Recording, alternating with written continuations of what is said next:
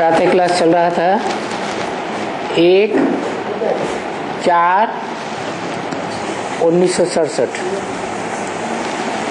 शनिवार को दूसरे पेज की अंतिम लाइन में बात चल रही थी। बाबा ने समझाया है एकदम पिछाड़ी में जो अभी आते होंगे वो क्या आते होंगे, बेचारे एक जन्म लेते होंगे, आधा जन्म लेते होंगे।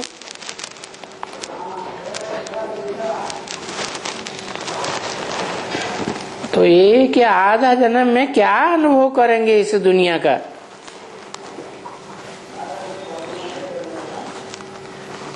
क्या सुख का अनुभव करेंगे, क्या दुख का अनुभव करेंगे। उनको कोई अनुभवी आत्माएं कहेंगे क्या।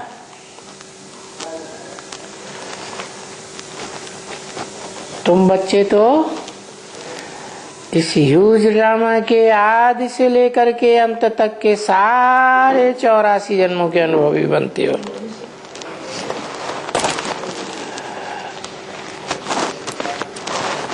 सारे ड्रामा के सुख और दुख का अनुभव सिर्फ तुम ब्राह्मण करते हो। कौन से ब्राह्मण? जो डायरेक्ट बाप से पढ़ाई पढ़ते हैं। तुम कहा ही जाता है सामने वाले को, तो तुम पहले पहले आते हो। 1/4/67 की वाणी का तीसरा पेज। जानते हो कि हम इतना जन्म लेते हैं सुख में,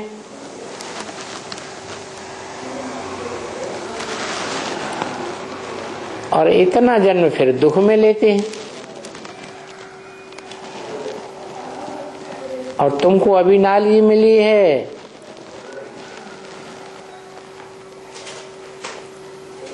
अपनी नॉलेज के साथ सबके सुख दुख की नॉलेज मिली है।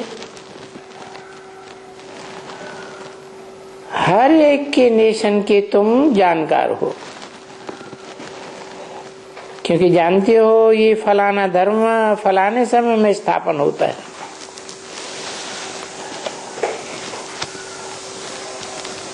तो हर नेशन की, हर धर्मखंड की तुमको जानकारी है।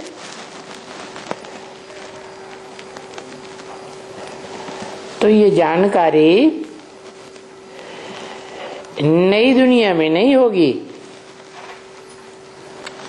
क्योंकि नई दुनिया में तो सिर्फ एक ही धर्म होता है, एक ही राज्य होता है। वहां अनेक राज्य तो होते ही नहीं। भले नई दुनिया में नया खंड होता है, तो उनके लिए जैसे वो नई दुनिया। क्योंकि ये भी तो समझते हैं ना, अब ये बौद्ध खंड है, ये नया खंड है। क्रिश्चियन खंड है, कहेंगे भाई ये नया खंड है, क्योंकि नए नए आते रहते हैं तो नया हुआ ना। तो नए में सतो प्रधान, सतो रजो तमो, उनको भी 4 अवस्थाओं से पसार करना है। जैसे ये झाड़ होता है,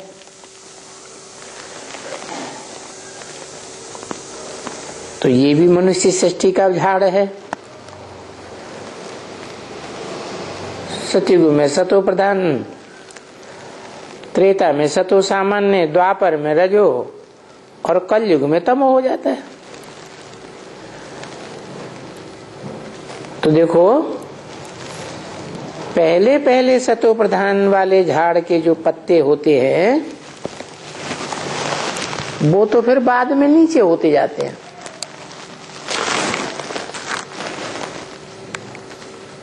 उसके ऊपर में दूसरा होता जाता है, क्योंकि दूसरा नया निकलता है, दूसरा होता जाता है।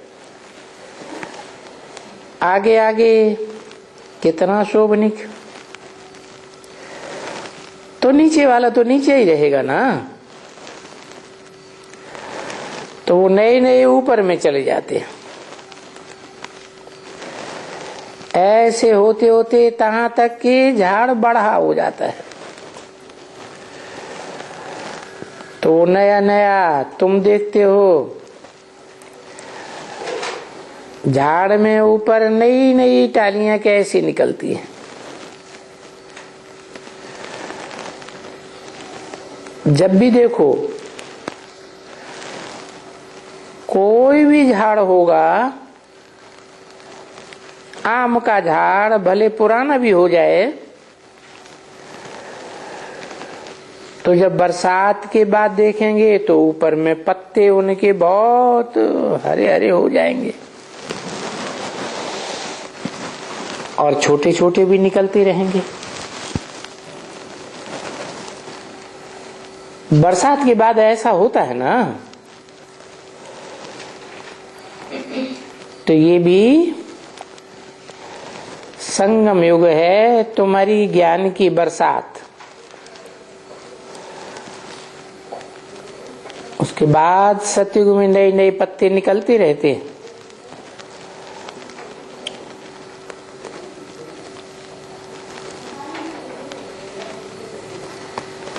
कहेंगे सबका दिमाग ठंडा रहता है, जैसे शीतलता का मौसम हो गया, पीछे उनमें बूर निकलते हैं। तो अभी इसमें बूर तो यही है ना, वो फल यही निकलते हैं, क्योंकि जो बूर निकलता है वो तो कोई काम का नहीं होता है। फल निकलते हैं वो काम के होते हैं। तो अभी भी ऐसे ही है, ये झाड़ है बहुत छोटा है, अभी नया झाड़ है। तुमने देखा आम का झाड़ लगाया वहां, तो कितने सड़ गए, और बाकी जो जाकर के 4 बचे हैं, शायद होगा 5 होंगे, बाकी सब सड़ गए। क्यों? उनको तूफान लगता है और उनकी परवरिश पूरी नहीं हुई। तो तुम भी अपनी परवरिश पूरी नहीं कर पाते हो तो सड़ जाता है। देखो ऐसे बहुत से यहां सड़े हुए हैं ना फल, ऐसे फल फिर कोई काम के नहीं रहते। ये मनुष्य रूपी झाड़ है, बाप आकर के इसे बनाते हैं मनुष्य से देवता। तो तुम देखते हो कि वो पूरा देवता नहीं बन सकते हैं, 3rd ग्रेड के बन जाते हैं, 4th ग्रेड के बन जाते हैं। कहलाने में देवता होंगे लेकिन हैं खंडित देवता, क्योंकि कलाएं कम हो गई ना। नहीं तो 16 कला संपूर्ण को देवता कहा जाता है, बाकी कम कलाएं ले गई माना खंडित हो गए।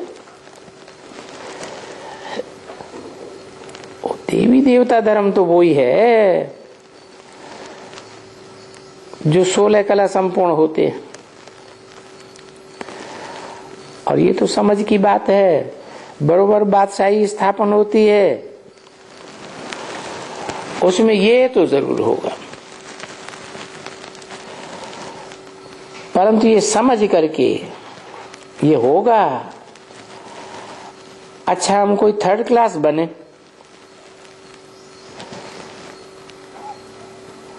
ये तो बेसमझी हो गई। अच्छा संकल्प करना चाहिए ना, तो समझा जाता है इन्हें अच्छा संकल्प नहीं आता है, ये माया से लड़ नहीं सकते हैं, फेल हो पड़ते हैं। और फेल होने की बात तुम तो बहुत जानते हो, ऐसी बहुत चिट्ठियां आती हैं, बोलते हैं बाबा हम तो फेल हो गए। नहीं तो ऐसे कभी किसी को चिट्ठी लिखते हैं क्या? कोई को डर लगता है, वो ख्याल करते हैं तो लिख देते हैं बाबा हम फेल हो गए। तो बाबा कहते फेल हो गए तो मूत पलीती कपड़े धो गए। अभी मूत पलीती कपड़े को कौन हाथ लगाएगा? नहीं, वो तो ठीक नहीं है, क्योंकि अभी तो तुम जानते हो कि मूत पलीती कपड़े वो बाप उनको गोद में कैसे लेंगे?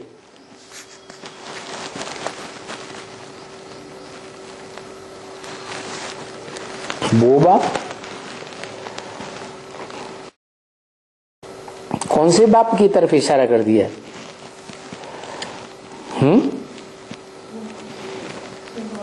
हाँ, शिव बाबा। शिव बाबा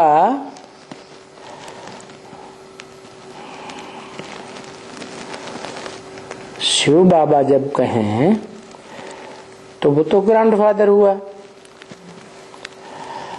और ग्रैंडफादर पहले होता है कि बाप पहले होता है? बाप पहले होता है, ग्रैंडफादर बाद में होता है?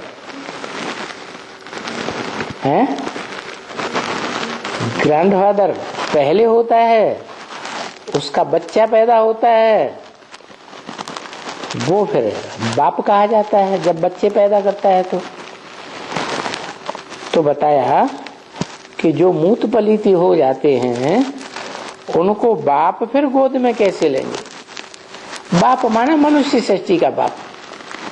मनुष्य सृष्टि का बाप जब इस संसार में प्रत्यक्ष होता है, सारी दुनिया पहचानती है कि ये हमारा बाप है, सारी मनुष्य सृष्टि का बाप है, तो वो बाप जो मूत पलीती होते रहते हैं उनको गोद में नहीं ले सकता।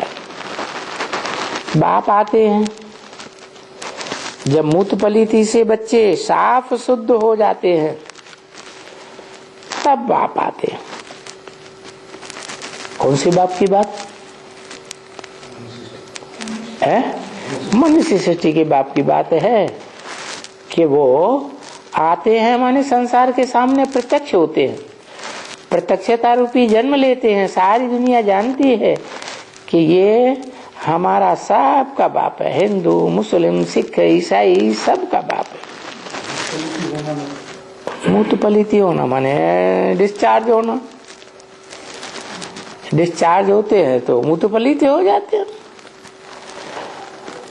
तो बाप जो मनुष्य सृष्टि का बाप है, ऐसे मूत पलीती बच्चों को गोद में कैसे लेगा?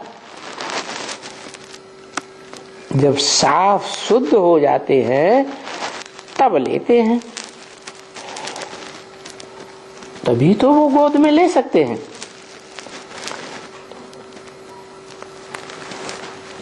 वो कह के क्यों दूर कर दिया? क्योंकि ये भविष्य के पार्ट की बात है, इसलिए अभी कायदे बाबा ने बंद कर दिए। क्या पहले गोद में लेते थे, अब गोद में नहीं लेते हैं। बोलते हैं नहीं, वहां जाकर के झोपड़ी में सबसे एक एक करके समाचार पूछो तो उस हिसाब से ये गोद में लेते हैं। सांप का पोता मिल लो और गोद भी तो हर किस्म की होती है ना।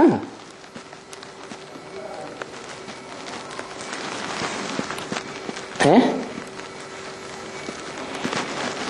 समझा ना?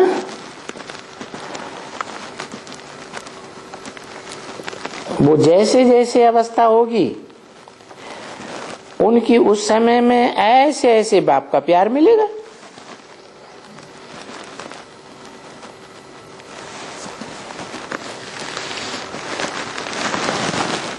सगीर होगा, समझदार होगा, ज्ञान को समझेगा, अच्छा पुरुषार्थ करेगा तो बाप का प्यार भी गहराई से मिलेगा। देखते हैं कि ये अंदर में एक है और बाहर में दूसरा है। अंदर में शैतानी भरी हुई है।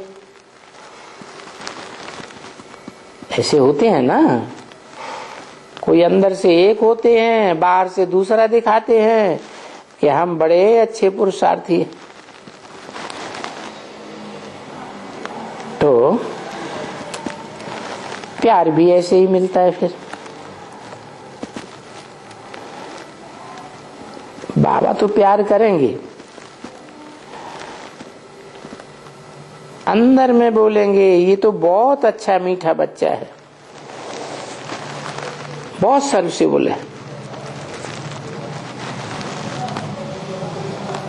फिर कोई को ऐसा देखेंगे तो कहेंगे इसमें तो कोई दम नहीं है, एकदम ये तो कुछ भी ज्ञान को नहीं समझते, एकदम बुद्धू है। कोई की सर्विस करना जानते ही नहीं, सर्विस नहीं कर सकेंगे, बाकी और धंधे ये करेंगे वो करेंगे। तो अभी ख्याल तो सब तरह का रहता है ना।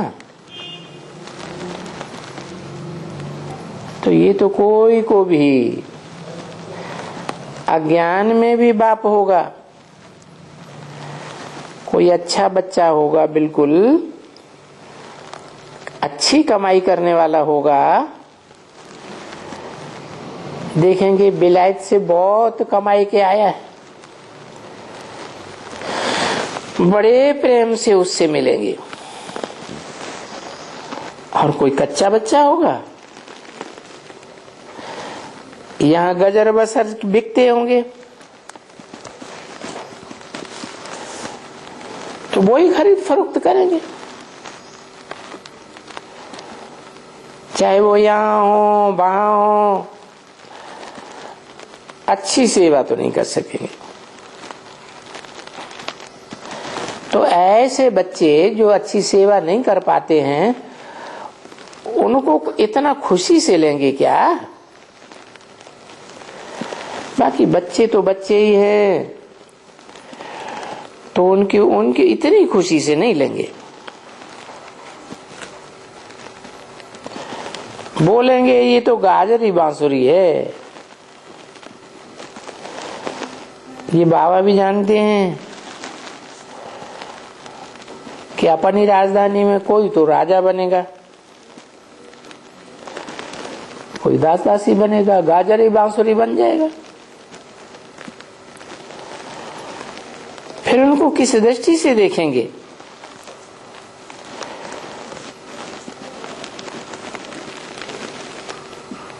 दोनों बाप दादे साथ ही साथ है ना। ये तो बच्चे तो सभी हैं,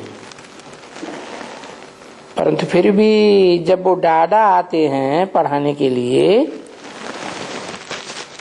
अच्छी तरह से पढ़ाने के लिए आते हैं,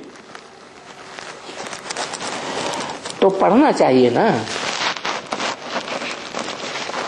कौन आते हैं पढ़ाने के लिए? दादे, बाप दादे कहा जाता है ना। बाप का भी बाप माना दादे। कहते हैं ना कि बाप का वर्षा मिले या न मिले, दादे का वर्षा जरूर मिलता है। हाँ, बाप दादे।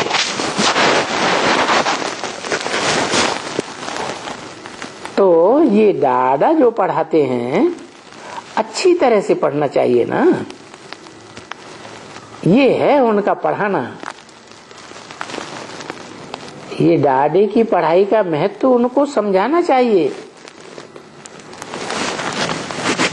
कि दादे जैसी पढ़ाई पढ़ाते हैं वैसी पढ़ाई तो कोई पढ़ा ही नहीं सकता।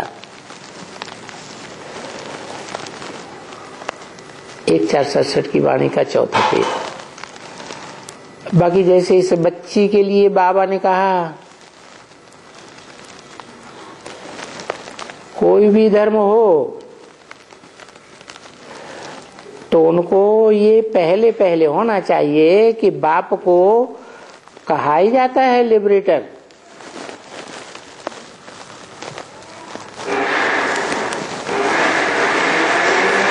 कैसे छुड़ाते हैं? लिबरेट माने छुड़ाना, छुड़ाने वाला। काहे से लिबरेट करते हैं? अब लिबरेटर किसे कहते हैं? छुड़ाना माना कहीं फंस गया है ना,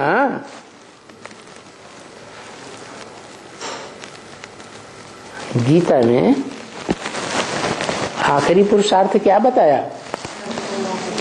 नष्ट हो मोह, मोह नष्ट हो जाए, यही बड़ा पुरुषार्थ है। किसका मोह नष्ट हो जाए? आत्मा का मोह नष्ट हो जाए। किससे मोह नष्ट हो जाए? मोह माने लगाओ, संग दोष में आ गया। किसके संग दोष में आ गया? आत्मा है। अरे संग दोष में आया देह के, देह की इंद्रियों से जन्म जन्मांतर सुख लिया ना, तो संग दोष में आ गया। देह में फंस गई बुद्धि। यहां तक बुद्धि देह में फंस जाती है कि अपन को क्या समझ लेते? देह ही समझ लेते। तो देह के बंधन से छुड़ाने वाले को कहा जाता है लिबरेटर। जरूर कहीं फंस गया था ना, तो गाइड तो चाहिए ना।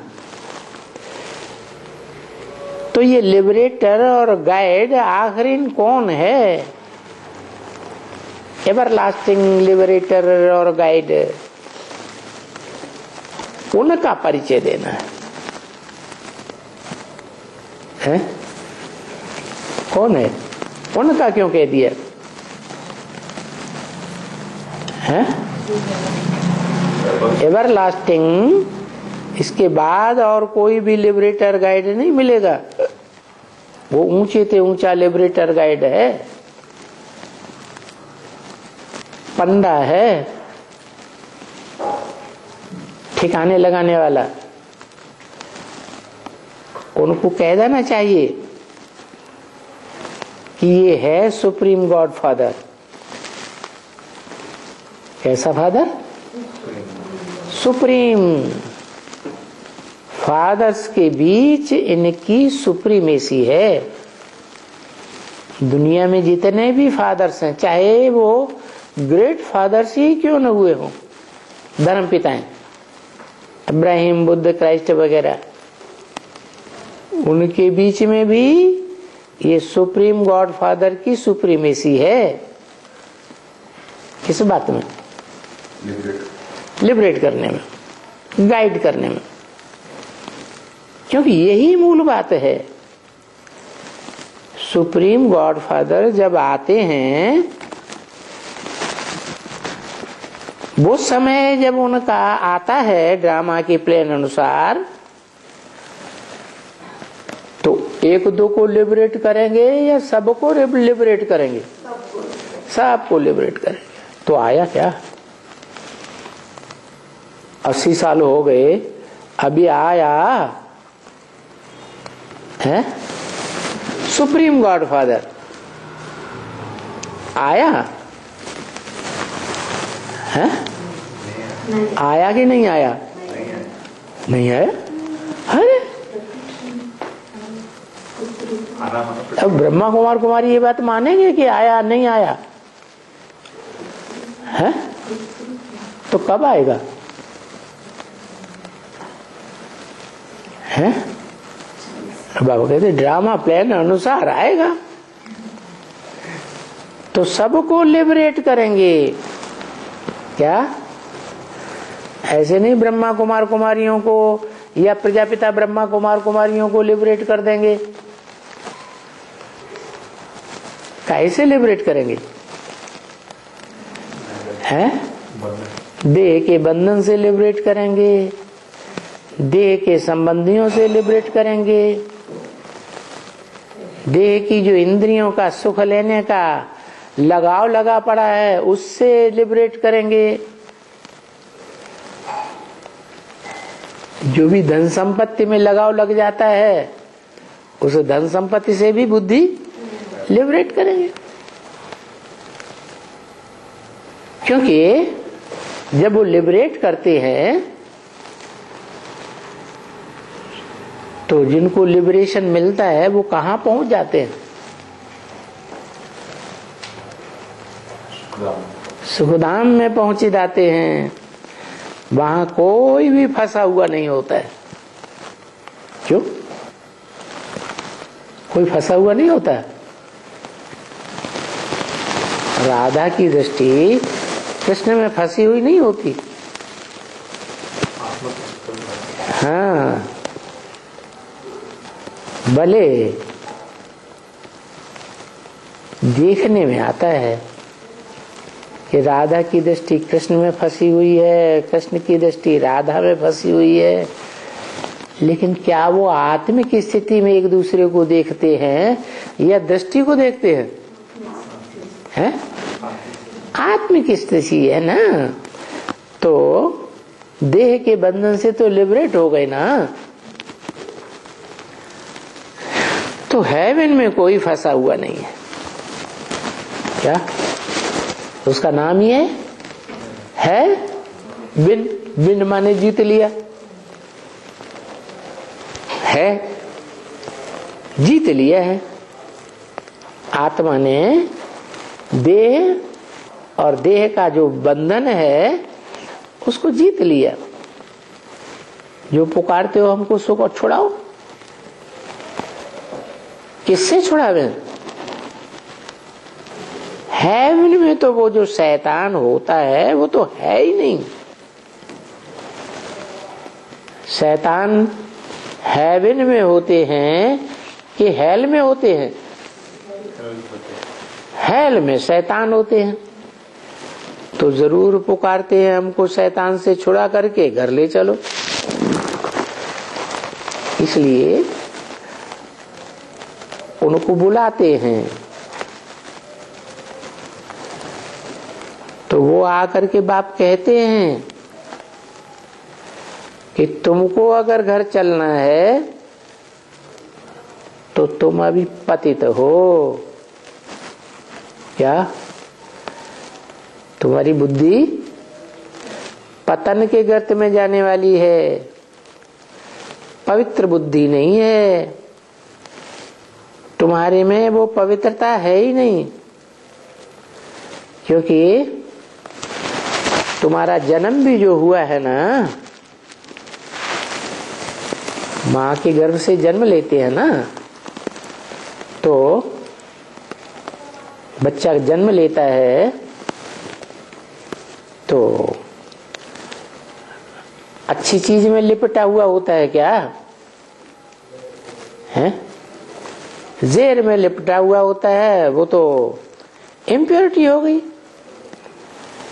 अगर तुम प्योर बनो, मुझे याद करके करके कि गॉड फादर ऐसा कहते हैं, मुझे याद करो, तो जो इम्प्योरिटी तुम्हारे में आ गई है, पतित हो गए हो, इम्प्योर हो गए हो, मुझे याद करो, तो तुम प्योर हो जाएंगे। किसने कहा है? किसने कहा मुझे याद करो तो तुम प्योर हो जाओगे? शिव बाप ने कहा प्योर हो जाएंगे तो तुम बिंदु बन जाएंगे।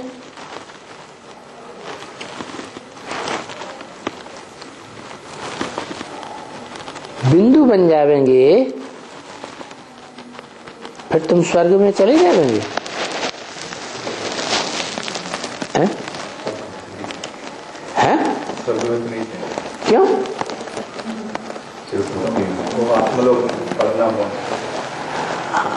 आत्मलोक तो जो बाप का घर है वो ही तो आत्मलोक है। और बाप कौन बताया अभी?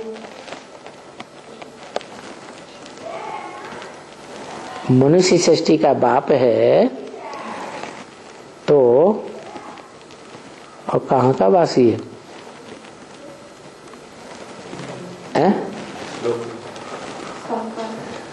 इस साकार सृष्टि का वासी है, सदा काल का वासी है कि कभी वासी है कभी वासी नहीं है? सदा काल का वासी है। तो सदा काल का वासी है तो जब कलयुग का अंत हो जाएगा, महाविनाश हो जाएगा, तो वो आत्मा कहाँ रहेगी? हैं? साकार मनुष्य सृष्टि में रहेगी। मनुष्य सृष्टि जो है वो 5 तमो प्रधान तत्वों से बनी हुई है कलयुग के अंत में, या सतो प्रधान तत्वों से बनी हुई है? तो तमो प्रधान सृष्टि में रहेगी वो आत्मा? रहेगी? वे है? क्या करना पड़े? उन 5 तत्वों को भी सत्व प्रधान बनाना पड़े। कैसे? योग बल से। तो कहते हैं मुझे याद करो तो तुम प्योर हो जाओगे, फिर तुम चले जाएंगे आत्मलोक में। तो मुझे याद करने से तुम प्योर बनेंगे। प्योर भी रहो और फिर मेरे को याद भी करो। अभी हर एक को ये कह सकती है, क्योंकि जो डायरेक्शन देते हो तुम, जो तुम गाइड करते हो, तो किसकी तरफ गाइड करते हो? हैं? गाइड का काम होता है रास्ता बताना। पंडा ले जाता है ना रास्ता बताते हुए, तो तुम किस एक की तरफ गाइड करते हो कि इस एक की तरफ जाना है? कहेंगे शिव बाप की तरफ। अरे शिव बाप तो बिंदु है, इतना सूक्ष्म बिंदु है कि इन आंखों से दिखाई भी नहीं देता। तो कैसे पता चलेगा इस उस एक बाप की तरफ ही ले जा रहे हैं? जरूर वो कोई मुकर्रर रथ में प्रवेश करता है, तो जिसमें प्रवेश करता है उसकी तुम पहचान देती हो।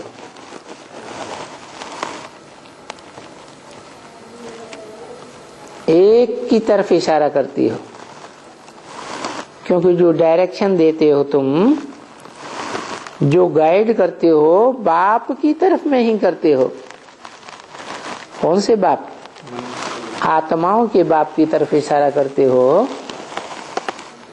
वो इशारा कर पाओगे? क्यों? तो बिंदु बिंदु सब एक जैसे, और वो तो अति सूक्ष्म है, देखने में तो आता ही नहीं, तो इशारा हो ही नहीं सकता। तो इशारा तब ही हो सकता है जब वो किसी मुकर्रर रथ में प्रवेश करता है। तो तुम एक की तरफ इशारा करते हो कि एक को याद करो। जो भी भले धर्म संस्थापक हैं, वो भी जो धर्म आकर स्थापन करते हैं मनुष्य, तो ये तो धर्म स्थापन मनुष्य नहीं कर सकते हैं ना।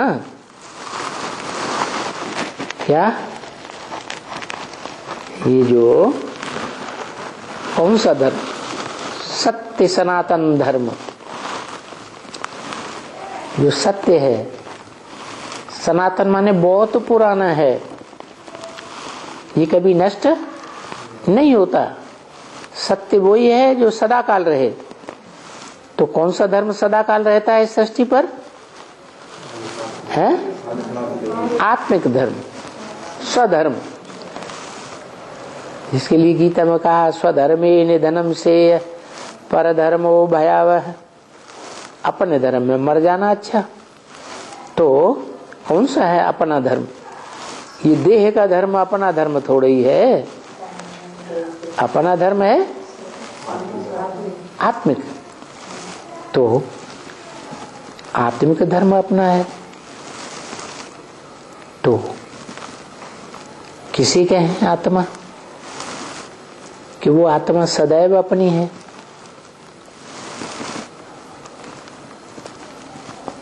और आत्माएं पराई पराई हो सकती है। आज अपनी है, कल पराई बन जाएंगे।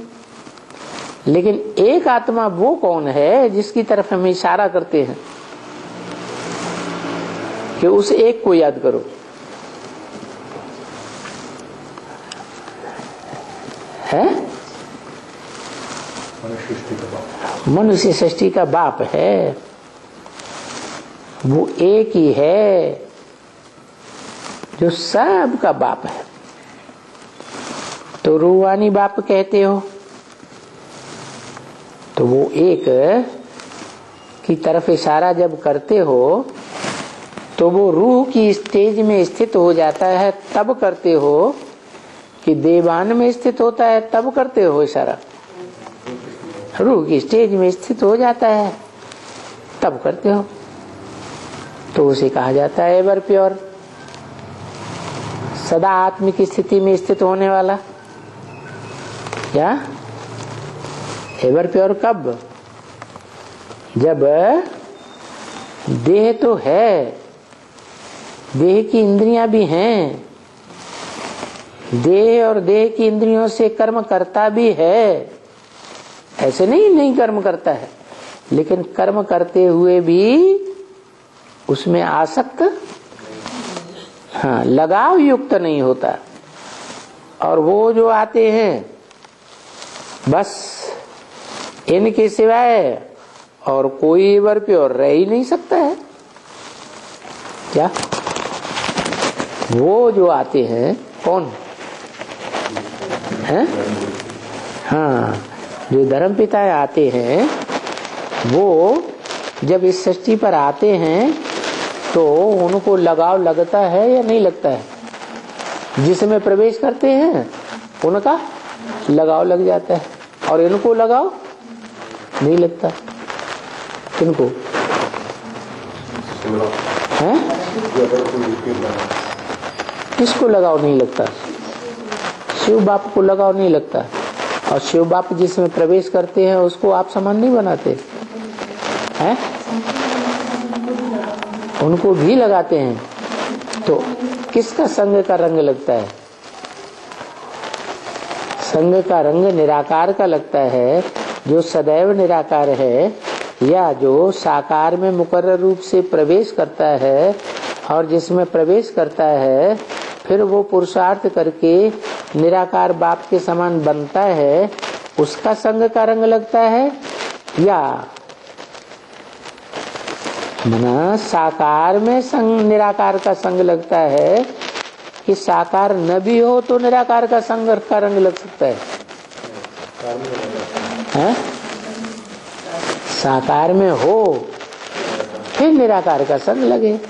लेकिन साकार में है निराकार, लेकिन साकार संपन्न नहीं बना है, संपूर्ण निराकारी स्टेज में स्थिर नहीं हुआ है, निरंतर रूहानी स्टेज में स्थिर नहीं रह पाया है। तो संग का रंग काम करेगा है? क्यों? हाँ, क्योंकि मन कंट्रोल में नहीं रह सकता। अगर अंश मात्र भी विस्मृति है, रूहानी स्मृति नहीं है, रूह की स्मृति, तो संग का रंग जरूर लगेगा। तो वो एवर प्योर इस हिसाब से है, जिनके सिवाय और कोई भी माने कोई धर्म पिता एवर प्योर नहीं हो सकता। क्यों नहीं हो सकता? क्यों निवृत्ति मार्ग में है?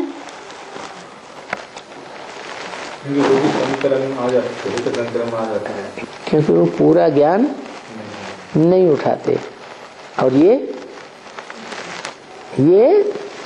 जब से वो निराकार सुप्रीम सोल शिव इस सृष्टि पर आते हैं, तब से लेकर के और जब तक चारों युगों की ब्रॉड ड्रामा की शूटिंग हो, तब तक भी वो उस स्थिति में स्थित होने का प्रयास पक्का कर लेते हैं। बाकी जो आते हैं सो प्योर से इम्प्योर जरूर बनते हैं। कौन? धर्म पिता है, माने पुनर्जन्म जरूर लेते हैं। और ये ब्रह्मा आता है, तो ब्रह्मा की सोल जब से शूटिंग पीरियड में पुरुषार्थ करती है, तो निश्चय अनिश्चय के चक्र में आती है या नहीं आती है? निश्चय अनिश्चय का चक्र माने बेहद का जन्म मरण का चक्र। अनिश्चय हुआ माने बाप को भूल गया या पहचाना ही नहीं। निश्चय माने बाप को जान लिया। तो कभी निश्चय कभी अनिश्चय। ये ब्रह्मा बाप को भी क्या होता है? दादा लेखराज को निश्चय अनिश्चय होता ही रहता है। तो सभी धर्म पिताएं जन्म पुनर्जन्म के चक्र में आते जरूर हैं। ब्रॉड ड्रामा में भी आते, और ये शूटिंग पीरियड संगम युग में भी पुनर्जन्म में बेहद में आते।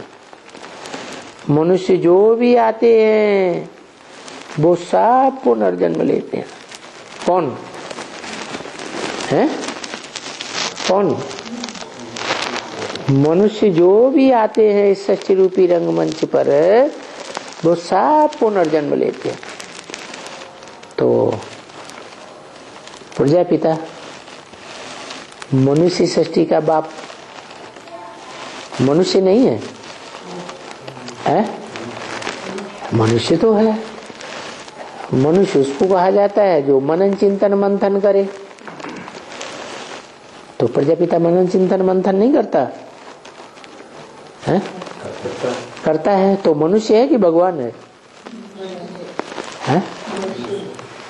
बाप समान बन जाएगा।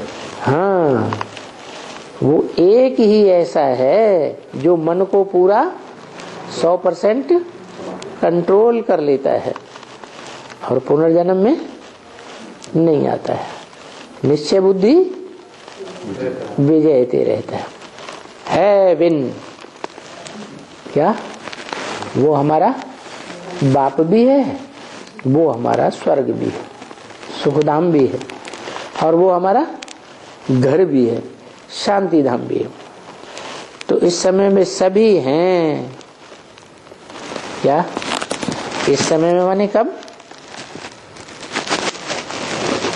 कलयुग के अंत में सभी हैं, चिल्लाते रहते हैं हम पतित हो गए हैं। क्या हो गए? हमारी बुद्धि जो है, हम आत्मा जो है, वो पतन के गर्त में गिर गए, मिट्टी में। देह क्या है? मिट्टी है। इस मिट्टी में कब्र दाखिल हो गए। इसलिए समझाना होता है कि मैं राय देती हूँ, एडवाइस देती हूँ। देखो इतनी छोटी सी बच्ची है, ये भी एडवाइस देती है ना। क्या है? क्या एडवाइस देती है कि उस एक को याद करो जो इस षष्ठी रूपी रंगमंच पर सदा काबिज रहता है। अगर अभी तुम स्वीट होम में जाते हो, कैसे जाएंगे? स्वीट होम में तब ही जाएंगे जब ऐसे दुनिया से तुमको वैराग आ जाए। क्या? नहीं तो बाप के घर में जाना नहीं हो सकता। देखते हो कि मौत सामने खड़ा है विनाश के लिए। काहे का विनाश होता है? आत्मा का तो विनाश नहीं हो सकता। काहे का विनाश होता है? शरीर का विनाश होता है। तो शरीर तो सबके विनाश हो जाएंगे। कोई का शरीर रहेगा एक के अलावा और कोई का शरीर इस षष्ठी रूपी रंगमंच पर मौजूद नहीं रहेगा। तो जिसका शरीर माना आत्मा का अविनाशी घर, शरीर क्या हो गया? उसका अविनाशी घर हो गया। तो वो अविनाशी घर इस षष्ठी पर सदा कायम रहता है। उस एक की याद के लिए तुम इशारा करते हो। उस एक को याद करो, क्योंकि ये जो एटॉमिक बॉम्ब्स हैं, मिसाइल्स हैं, ये जब फटेंगे तो कोई भी जीवित नहीं रहेगा। कौन जीवित रहेगा? जो 5 तत्वों से बुद्धि को परे डिटैच हो जाएगा। अच्छा, तुम जानते हो कि ये पुरानी दुनिया की एंड है। पुरानी दुनिया का अंतिम समय है, समझा ना? क्योंकि ये जो कुछ भी अच्छा दिखता है इस दुनिया में, जो भी पॉम्प एंड शो, महल माणियां अटारियां दिखती हैं, हवाई जहाज वगैरह, ये पंप दिखलाते हैं। ये कहते हैं कि ये माया का पंप है। किसका पंप? माँ संस्कृत में कहते हैं नहीं, आया माने आया। ये ना आई होती तो अच्छा था। ये बीच में आ जाती है माया का पंप, तो सबकी बुद्धि को भ्रष्ट कर देती। अब कोई की भी बुद्धि इससे, इसके लगाव से, इस दुनिया के लगाव से दूर नहीं हो पाती है। तो देखो, ये जो दुनिया में पंप एंड शो दिखाई पड़ रहा है, ये ईश्वर का पंप नहीं है। किसका पंप एंड शो है? माया का, भव का है। ब्राह्मणों की दुनिया में भी बहुत ढेर सारे ब्रह्मा कुमार कुमारी जो समझते हैं माउंट आबू में जाकर के, आहा, ये तो वास्तव में ईश्वरीय ज्ञान है। लेकिन बाप कहते हैं ये कोई माया का पंप है, लेकिन ईश्वर का पंप, ईश्वर जो है कोई प्रकार का पंप एंड शो नहीं करते। क्या? ईश्वर आते हैं तो एकदम साधारण तन में आते हैं। असाधारण तन में, गोरे चिट्ठे लंबे चौड़े का शरीर में आते ही नहीं। तो वो तो सत्युग में पंप होती है क्या है? वो ईश्वरीय पंप है, ओरिजिनल, और यहाँ आर्टिफिशियल। तो ये है कलयुग का पंप। तो वो कलयुग की पंप इस समय में क्यों है? हैं? वो कलयुग की पंप इस समय क्यों है कि हमको खींचे अपनी तरफ? क्या? माया का पंप इसलिए है कि वो माया अपनी तरफ खींचे द्वापर कलयुगी दुनिया, द्वैतवादी दुनिया की ओर, और सत्य को बुलाए दे, नहीं तो असली जो पंप एंड शो है, ओरिजिनल पंप एंड शो है, वो आर्टिफिशियल नहीं है। तो ज्यादा अच्छा कौन सा होगा, आर्टिफिशियल या ओरिजिनल? आर्टिफिशियल अच्छा होगा। ओरिजिनल पंप एंड शो अच्छा है, वो है ईश्वरीय। क्यों पूछते बाबा हैं? तो सत्य को भुला दे, उसको माया का क्या फायदा होगा? वो फायदा होगा कि हमारे अंडर में रहोगे, माया रावण के राज्य में रहोगे, नहीं तो तुम राम के राज्य में चले जाओगे। अरे कोई दूसरे को अपने अंडर में रखना चाहता है कि दूसरे के अंडर में होना चाहता है? कंट्रोल करना चाहता है। इस दुनिया में यही रीति है। हर व्यक्ति अंदर से भले किसी के कंट्रोल में है, राजा के कंट्रोल में कोई दास है, लेकिन उसके अंदर भी इच्छा अगले जन्म में मैं इसके ऊपर कंट्रोल करूं।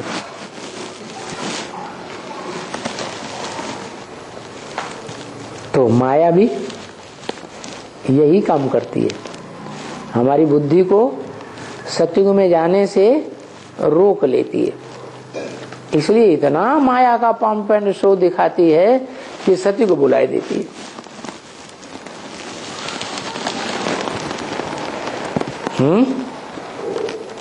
माया बाप को बेटी होती है, ऐसे काम क्यों करते? बाप की बेटी मायावी बेटी क्यों कहा जाता है? मायावी बेटी क्यों कहते हैं? है तो बेटी, लेकिन बुद्धि में उसकी माया घुसी हुई है। बेटी है तो बेटी की तरह रहना चाहिए कि जैसे कुमार का दादी ने टाइटल ले लिया था अमेरिका में जाकर के। कौन सा टाइटल ले लिया है? World mother. फिर तो वर्ल्ड मदर बन के बैठेगी बाप के सामने, तो माया नहीं है, मदर है तो बेटी, लेकिन वर्ल्ड मदर बन के बैठ गई बाप के साथ, जगत पिता के साथ। तो बुद्धि में माया घुसी हुई है ना।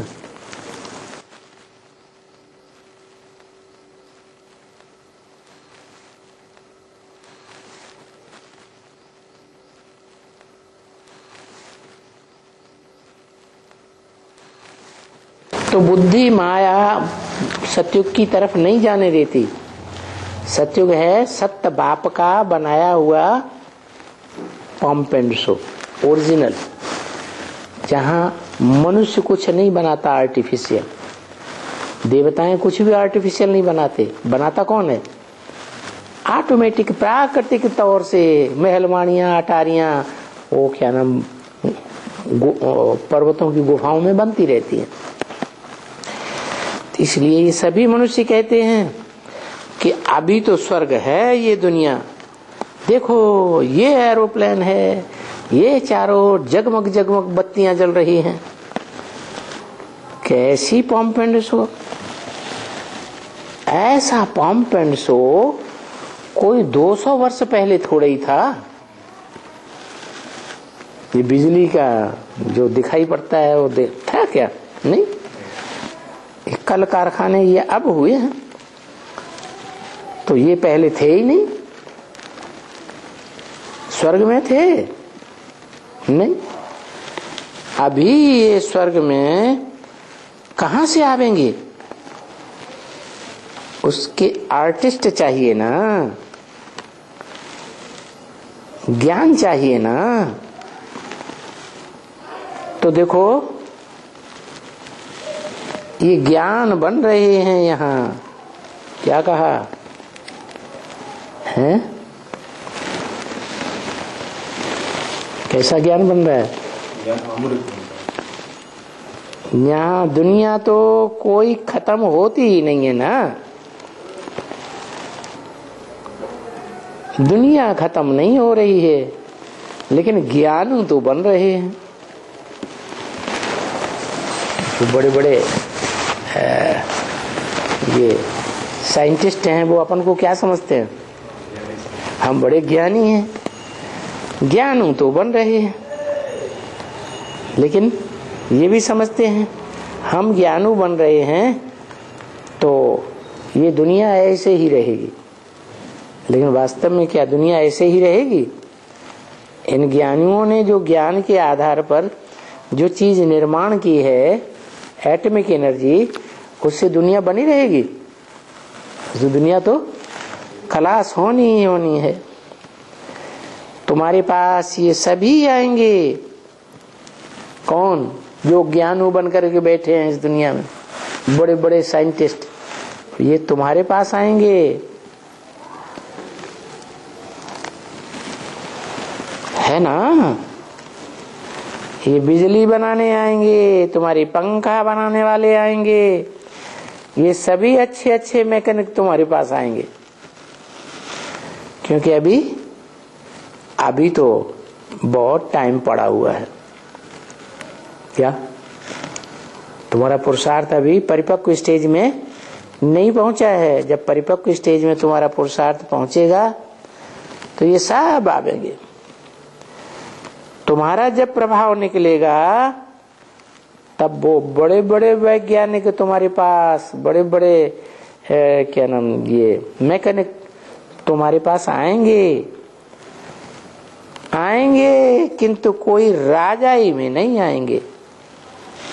क्या? क्यों? क्योंकि वो यहीं बड़े ज्ञानी बन चुके हैं। ज्ञानू ऐसे बन चुके हैं कि मारे अहंकार के किसी बाप के बच्चों को भी गालियां देते रहते हैं, बाप के बच्चों से भी लड़ाइयां लड़ते रहते हैं। अहंकार आ जाता है, डॉगरी पढ़ाई कर।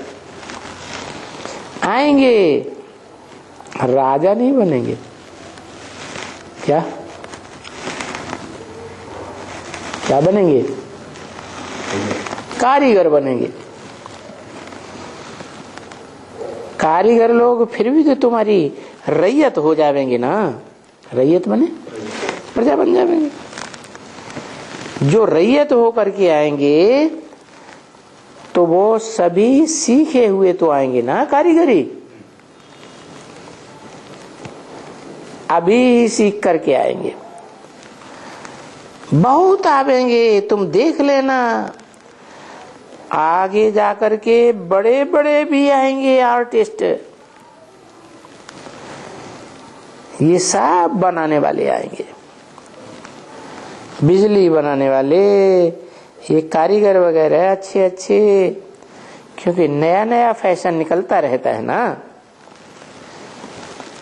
विलायत में तो बहुत ही नया फैशन है। वो फैशन यहाँ भारत में भी आता है। तो बाप कहते हैं वो भी तो सीखे हुए आएंगे ना। तो ये तो बाबा, ये तो बात बाबा ले जाते हैं। फिर स्वर्ग में बनाने की बात बाबा स्वर्ग की बात तुमको समझाते हैं कि वहां कुछ भी मनुष्यों की बनाई हुई कारीगरी नहीं होगी, वहां सब नेचुरल होगी। परंतु बाहर में किसको भी रास्ता बताना है, अंधे की लाठी बनना है।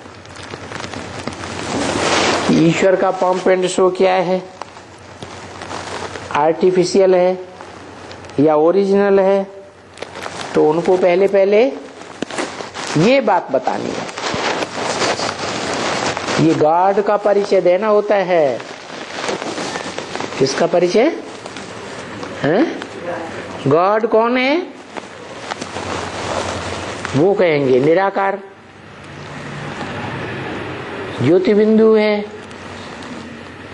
अणुअणियांशम, अणुरूप है, जिस अणु को इन आंखों से कोई देखता नहीं है, यंत्रों से अणु को पकड़ा जाता है। लेकिन आत्मा तो ऐसा अणु है, ऐसा सूक्ष्म है कि यंत्र से भी कोई पकड़ नहीं सकता। तो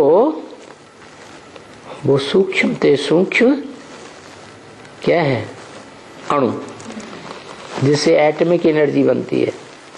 क्या है? है, वो स्थूल एटम हद का, और ये है बेहद का एटम।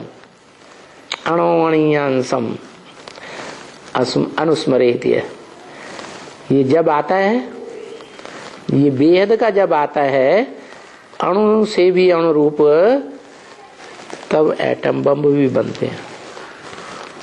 क्या 1945 में पहली बार एटमिक विस्फोट हुआ था, छोटी छोटी बम्बियों का। तो 10 साल पहले से उनकी बुद्धि में ये बात चल रही थी, मनुष्यों की बुद्धि में, कि ऐसी क्या चीज निर्माण करें जो सारी दुनिया हमारी दबदबे को माने। तो बाबा कहते हैं वो तो हद की दुनिया का विनाश करते हैं, और यहाँ बाबा तो तुम ब्राह्मणों की जो बेहद की दुनिया है, उस बेहद की दुनिया में परमात्मा प्रत्यक्षता बम फोड़वाते हैं। क्या उस परमात्मा प्रत्यक्षता बम से क्या रिजल्ट निकलता है? क्या रिजल्ट निकलता है? कि देह सब खत्म, देह भान सारा खत्म हो जाता है। दुनिया की जितनी भी देह भान वाली आत्माएं हैं, उनका देह भान, देह अहंकार चूर चूर हो जाता है। क्या रह जाता है? आत्मा रह जाती है। ओम।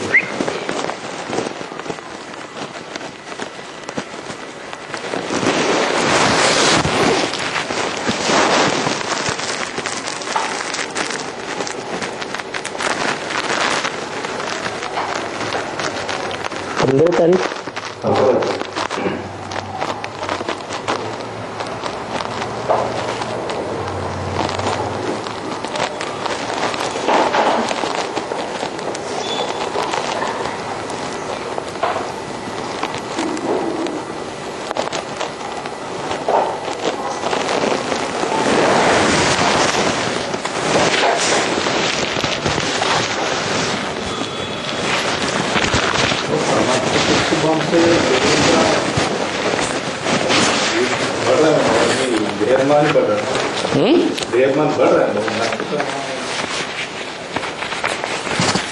परमात्मा प्रत्यक्ष होगा तो देवहन खत्म हो जाएगा ना। जो परमात्मा बम फोड़ने वाले हैं वो कौन है? युवा वर्ग। और ज्यादा देवहन किसमें होता है? बुद्धों में होता है, अदर कुमारों में होता है, कुमारों में होता है, कुमारियों में होता है, अदर कुमारियों में होता है।